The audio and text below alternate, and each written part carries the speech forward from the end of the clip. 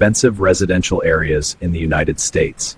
But almost no one actually lives here. Some of these homes sell for over $100 million. So why are they empty? Because these homes aren't just homes anymore.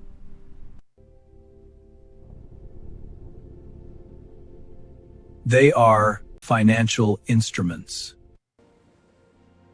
But it didn't always used to be this way. These neighborhoods were once filled with permanent residents. Now many sit empty for most of the year, sometimes 10 months, sometimes longer. And entry prices now start around $20 million. But the cost of ownership goes far beyond buying. Some homes cost over $1 million a year just to maintain.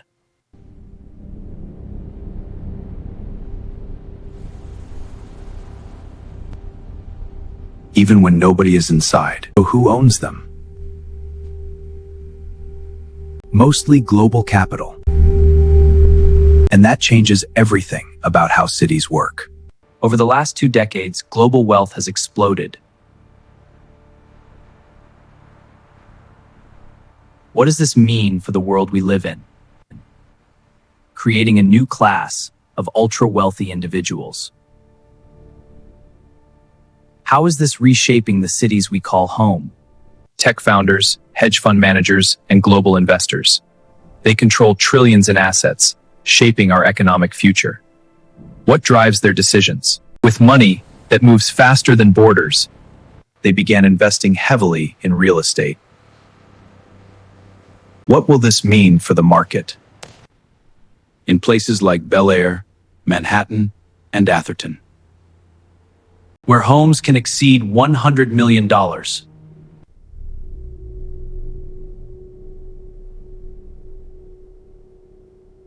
But many are rarely used.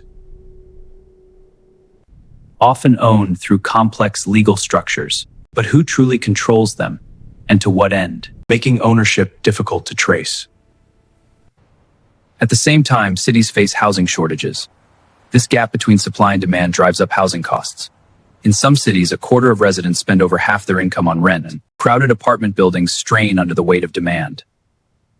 Average rents in major metros have climbed 30% in 5 years. Millions struggle for housing. Waitlists for affordable units stretch for years in many cities.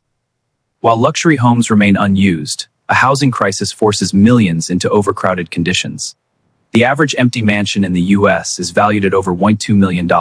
Local economies begin to weaken. As luxury homes sit empty, nearby shops close their doors, foot traffic vanishes, and small businesses in these affluent districts, even in wealthy areas,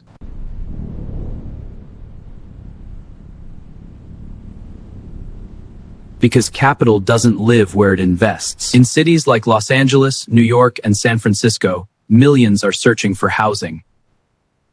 While supply remains historically tight, at the same time, thousands of luxury homes sit unused. Home prices in major cities have more than doubled in less than 20 years. For many middle-class families, ownership is slipping out of reach. Meanwhile, empty homes require constant upkeep.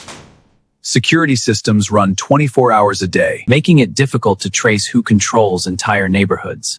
What happens when entire city blocks are owned by invisible hands, but the effects are visible on the ground? Community life disappears where wealth concentrates because these homes were never designed to support daily life at scale. The data shows a significant funding gap.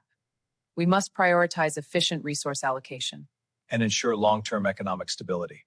governments have begun responding, introducing vacancy taxes in some cities, trying to force unused homes back into circulation. But the structure of the system is slow to change. Because capital doesn't stay in one place. Global foreign direct investment reached 112% increase, connecting economies from New York to Hong Kong. New developments continue rising, built for the same global buyers, designed more for investment than occupation. And prices continue to climb, deepening the divide between living space and stored wealth. Cities adapt around this imbalance. And so the cycle continues. Perfect homes without residents. In the US, over 15 million homes stand empty, while property values soar. What draws us to such flawless vacant spaces? Using data to understand vacancy patterns. But visibility does not equal control. Because incentives still favor holding. Not living.